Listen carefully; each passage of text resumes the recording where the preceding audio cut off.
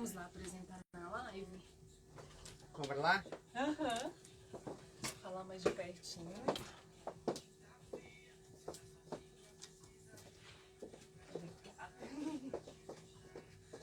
Vamos ver se o pessoal...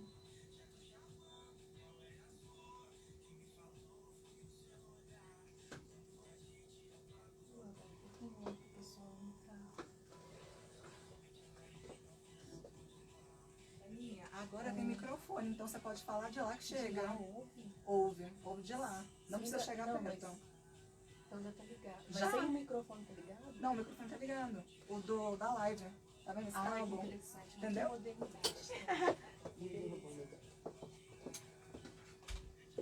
Então nem precisa se aproximar, gente. Boa tarde, pessoal. Já, ao vivo nos estúdios da Líder FM, ela, delegada Paula Mary, estará com a gente. Falando sobre o que, Paula? Sobre o combate ao abuso e à exploração sexual de crianças e adolescentes. E os seminários que a gente fez aqui em Uberlândia e nas regiões. Bacana. E afinal de contas, esse mês de maio é conhecido como o mês do Maio Laranja, né? Que faz... Que é no combate, que age como a prevenção de combate ao abuso e exploração sexual de crianças e adolescentes. E você é especialista nesse assunto, né, Paula? Exatamente. Durante o mês de maio, a gente tem a campanha do Maio Laranja, de conscientização, de prevenção, as diversas formas de violência sexual contra crianças e adolescentes. E eu sou especialista nessa temática. Então, já, continue na sintonia da Líder FM 93.1 para você ficar por dentro desse assunto que é muito delicado e muito importante na nossa sociedade, né, galera?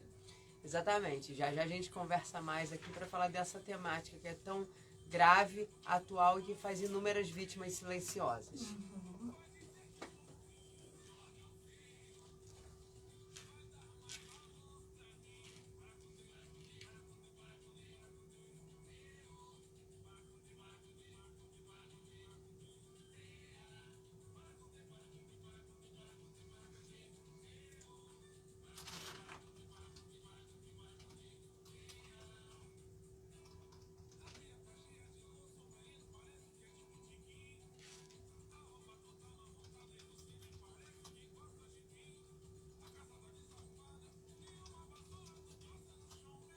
Aí você vai para Araguari quando?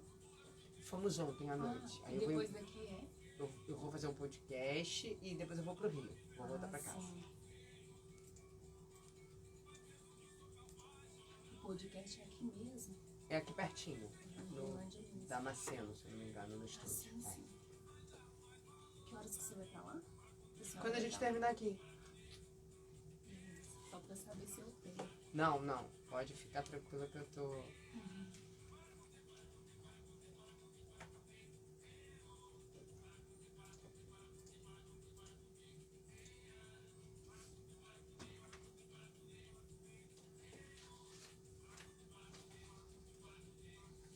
Você acha que eu posso ligar o celular, tipo, fazendo stories? Pode ficar à vontade.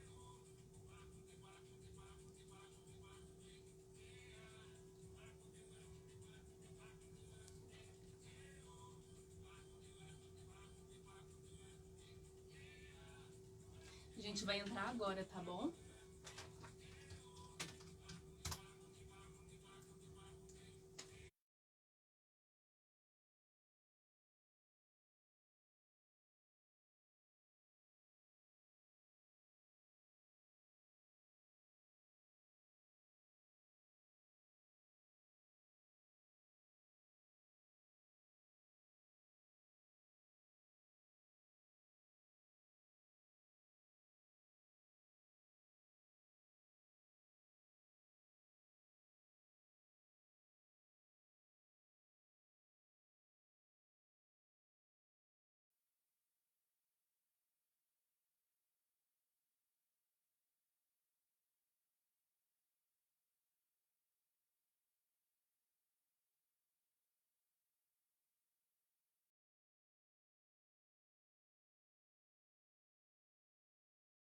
O mês de maio é conhecido como Maio Laranja, que faz de todo esse período como prevenção de combate ao abuso e exploração sexual de crianças e adolescentes, sendo o dia 18 a data reservada para ação nacional.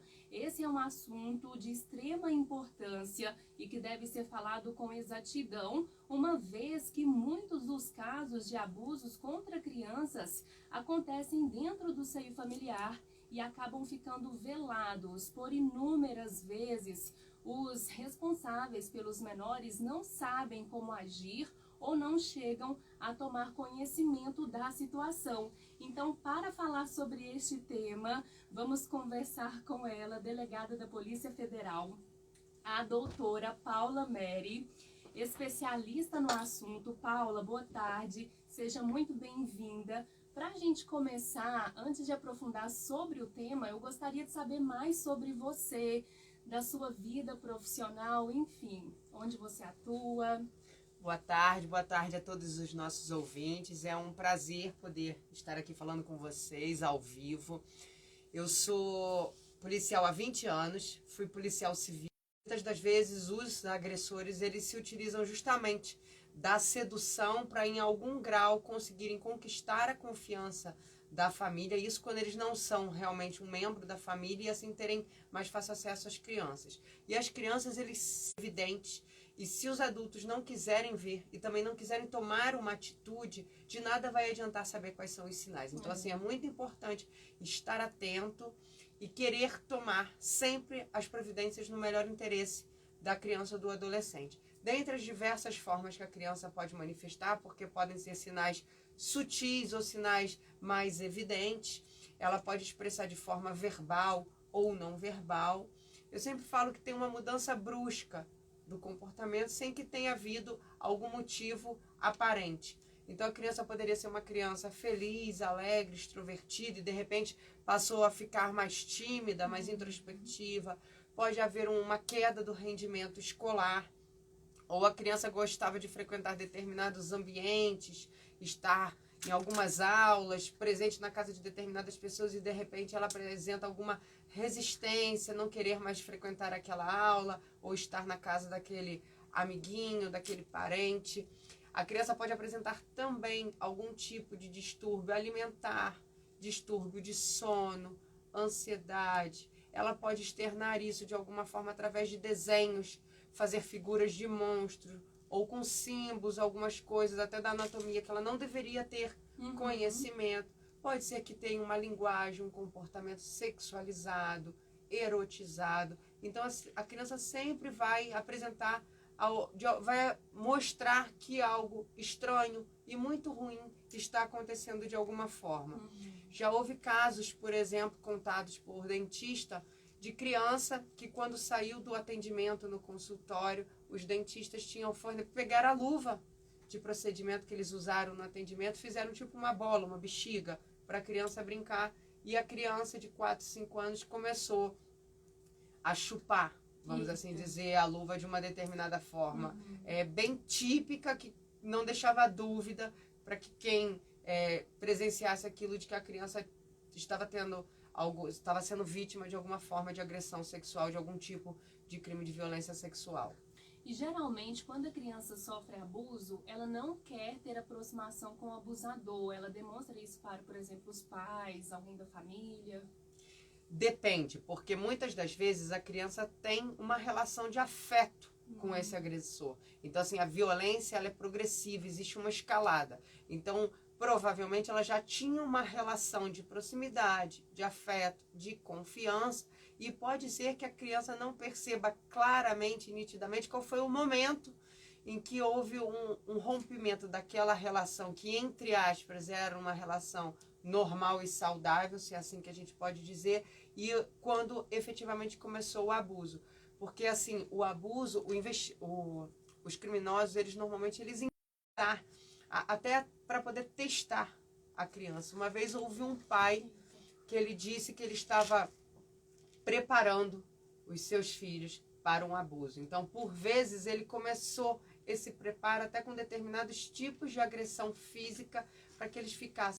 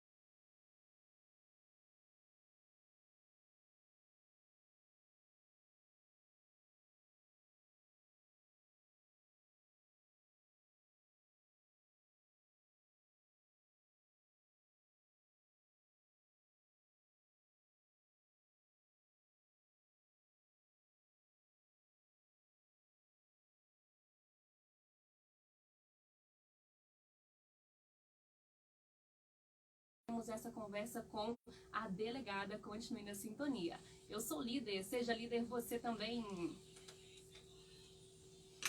E a nossa live...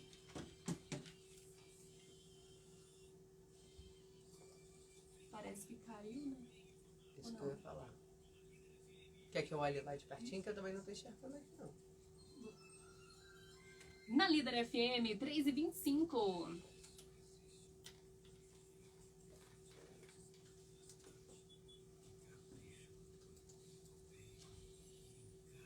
A gente já volta.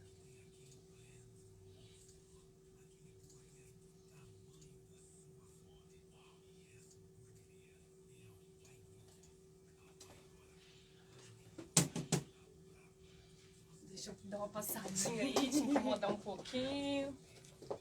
Vou mostrar aqui um pouquinho do estúdio.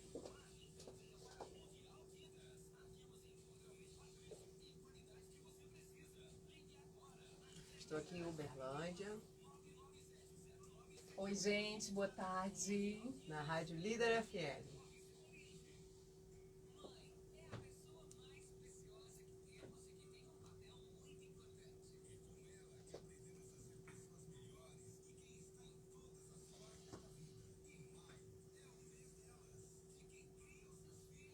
Eu vim para cá por conta de um seminário, o segundo seminário que teve de combate ao abuso e exploração sexual de crianças e adolescentes, na segunda-feira aqui em Uberlândia.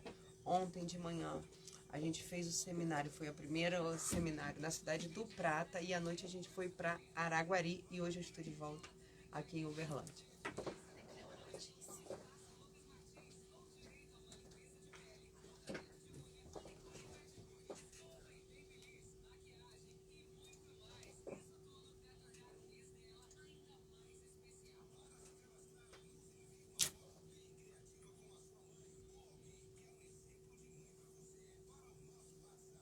A gente já volta.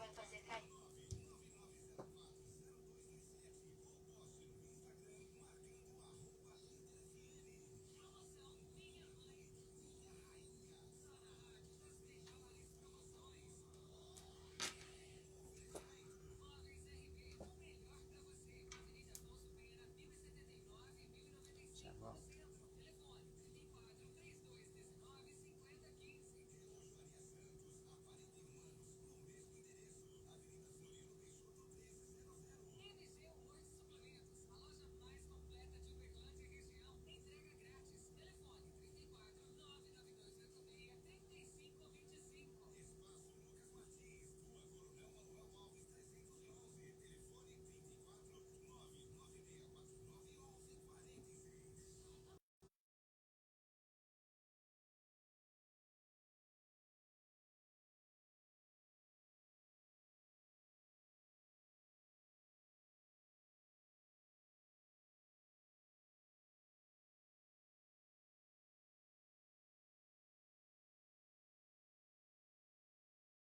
De reais para Uberlândia nesta semana. O recurso advém da arrecadação de bônus do pré-sal relativos à assinatura do leilão de excedentes da seção onerosa dos campos de petróleo Sépia e Atapu. Segundo o Ministério, foram distribuídos 7,7 bilhões de reais para estados e municípios de todo o país. O leilão realizado pela Agência Nacional do Petróleo, Gás Natural e Biocombustíveis, ANP, para exploração de petróleo e gás natural rendeu bônus de assinatura no total de 11,1 bilhões de reais, e os investimentos previstos são de cerca de 204 bilhões de reais. Os recursos foram encaminhados entre a última sexta e essa terça-feira. Além de Uberlândia, outras cidades do Triângulo Mineiro também foram beneficiadas, entre elas Araguari, Uberaba, Patos de Minas e Patrocínio. O montante encaminhado aos municípios mineiros ultrapassa os 568 milhões de reais. A lista completa pode ser conferida no site do Ministério de Minas e Energia.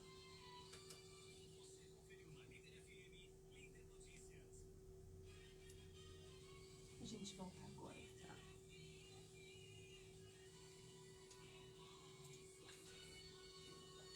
Muito bem, de volta Na sua Líder FM 3:30, continuamos com ela, a delegada de polícia, Paula Meri, e a gente está falando sobre combate ao abuso e exploração sexual de crianças e adolescentes. E a gente continua, né, Paula? E agora trazendo mais uma pergunta, que é a seguinte: como que está a realidade do Brasil na questão de exploração sexual de crianças e adolescentes? E como a polícia tem trabalhando para combater e prevenir esses crimes?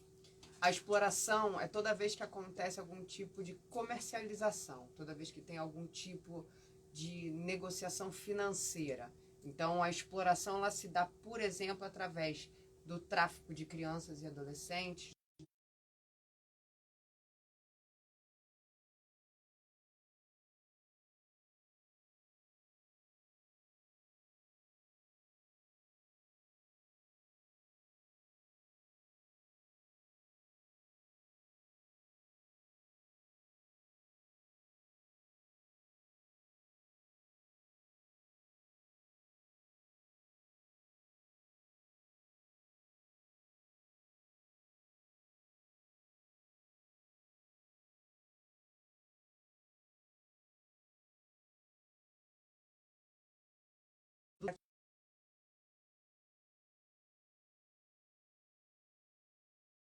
ser cibernético mais a violência real. Muitos consumidores hoje de pornografia infanto-juvenil, por vezes, não se veem como criminosos porque eles acreditam, eles acreditam não, eles afirmam, quando são pegos, né, que apenas consumiam material pornográfico infanto-juvenil que já estava na internet e que, na verdade, não foram eles que produziram aquele tipo de conteúdo. Mas, na verdade, para eles consumirem aquele conteúdo, incontáveis crianças são estupradas para poderem abastecer toda essa rede. E, na verdade, a gente sabe, infelizmente, que além das inúmeras formas de violência, ainda tem gente que lucra com toda essa questão da exploração e também para poder fornecer crianças, adolescentes, que muitas das vezes são até encomendadas para a produção desse tipo de material com cenas de estupro de vulnerável. E assim, você traz algum dado da realidade da situação de exploração sexual infantil no Brasil?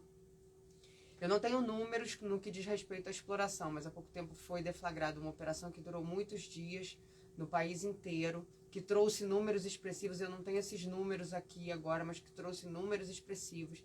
E cada vez mais o objetivo tem sido não só identificar os abusadores e responsabilizá-los criminalmente, mas principalmente identificar as crianças que estão nessa condição de extrema vulnerabilidade, para a gente conseguir identificar e resgatar essas crianças vítimas e assim conseguir romper o ciclo de violência. Até porque, independentemente do número de casos, a situação não deixa de ser preocupante, né, Paulo? Sim, na verdade os números são alarmantes e quando a gente se dá conta de que a gente trabalha, na verdade, com subnotificações, com cifras negras, porque todas as violências contra crianças e adolescentes, não só as violências sexuais, são subnotificadas, a gente percebe que o cenário é ainda mais assustador. E qual que é o tipo de penalidade, né, para esses abusadores, esses exploradores no Brasil? Há diversos crimes de violência sexual contra crianças e adolescentes. Além do estupro de vulnerável, a gente tem a produção, o registro, fotografar, de alguma forma, registrar a cena do estupro, armazenar, ter a posse desses arquivos, compartilhar, divulgar, publicar, transmitir, trocar qualquer cena de violência sexual contra crianças e adolescentes e também vender e expor à venda. Esses são apenas alguns dos crimes, existem diversos outros, mas as penas muitas das vezes a gente percebe não fazem jus à gravidade dos crimes praticados. Hoje a sensação que eu tenho, principalmente não só na sociedade como um todo, mas em especial nos sobreviventes do abuso sexual infantil, é uma sensação de impunidade. Porque por melhor que seja o trabalho policial como um todo, por mais célere e eficiente que seja o sistema de persecução criminal, a vítima sempre fica com uma sensação de impunidade, seja porque as penas ainda não fazem frente à gravidade dos crimes praticados, ou também porque esses crimes normalmente são praticados na clandestinidade. Então, muitas das vezes não deixam marca física ou testemunha, então ficam ainda mais difíceis de serem provados. Por isso que o depoimento da vítima tem especial importância no que diz respeito à violência sexual. Então, muitas das vezes, os criminosos respondem por muito menos crimes do que praticaram. E acontece também que muitas das vítimas têm dificuldade de falar, de denunciar, de pedir ajuda. E muitas delas, quando conseguem fazê-lo, o crime já prescreveu também. Então, é uma sensação assim muito incapacitante a questão da impunidade, de você saber que um agressor, ele fez incontáveis vítimas e que ele vai continuar solto, abusando de inúmeras crianças. Sim, e a questão também que fica na vítima é todo um trauma psicológico, né? Então, como não é possível, né, se livrar de um trauma desse, mesmo com várias sessões de terapia? Qual que é a sua avaliação sobre isso? As violências são absurdamente graves. Outro dia, numa análise, um policial, mas ele não violenta um outro filhote de um outro animal tão somente para ter prazer, tão somente para se regozijar com o sofrimento alheio. Nessa temática das violências, muito além do abuso sexual, a gente tem inúmeras outras formas. Então, assim, existe tortura, existe sadismo, crianças que são mortas. Então, assim, é um cenário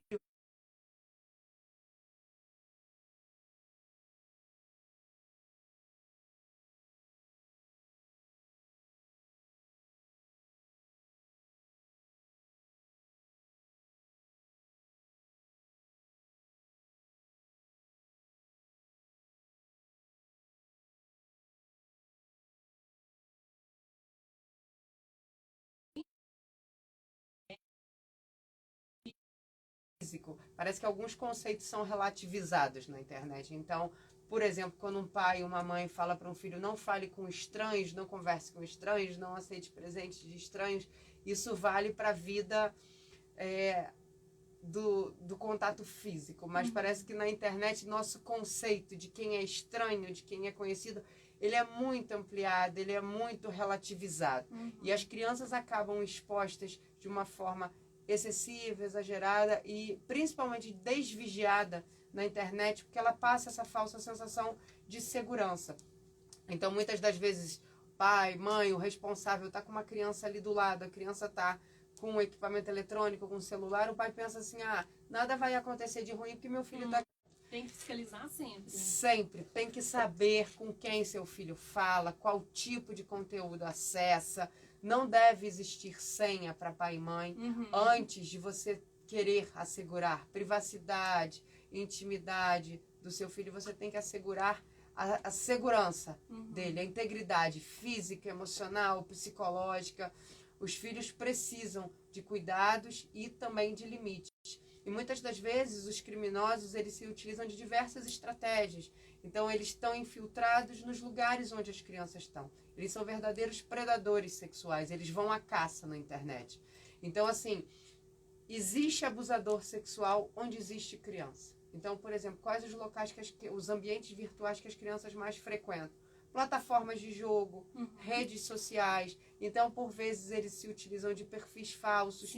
Eles podem capturar, por exemplo, informações simples que a criança, às vezes, fornece numa rede social, como a escola que estuda, quais tipos de jogos ela gosta, que clube frequenta, para que time que ela torce. E, às vezes, o criminoso, ele captura aqueles dados todos. Pode ser que ele se aproxime daqueles amigos para quando ele, enfim, for fazer a abordagem do seu filho, ele já de aliciamento, conhecido como grooming, para depois poderem, enfim, praticarem os crimes desejados. Paula, aguenta mais um pouquinho no próximo bloco para a gente poder fechar? Claro!